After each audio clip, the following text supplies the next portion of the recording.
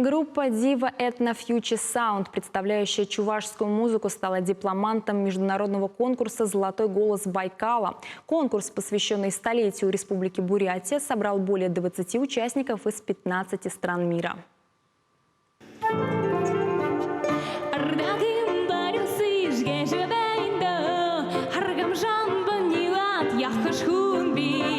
В последний момент из-за пандемии конкурс поменял формат с очного на онлайн. Выступления конкурсантов можно было увидеть и услышать на YouTube-канале организаторов театра «Байкал». Жюри оценивало конкурсантов в реальном времени, а прямые включения были из самого берега славного моря. Исполняли мы две песни. Первую песню это была чувашская народная песня «Вач-вач кукук», а второй песней по условиям конкурса, это был фестиваль-конкурс, необходимо было исполнить бурятскую народную песню на бурятском языке.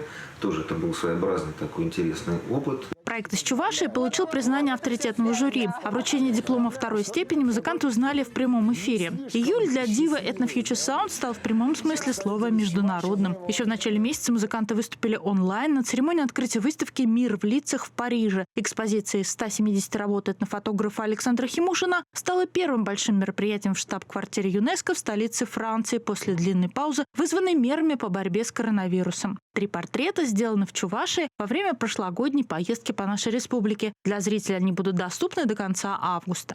Diva Ethno Future Sound – это в первую очередь музыка. Но проект объединяет и всех тех, кто хранит и дает новую жизнь чувашской культуре. Один из таких – Георгий Фомеряков. Он же несколько лет сотрудничает с музыкантами. Так как они играют в стиле этнофутуризма, меня это очень заинтересовало.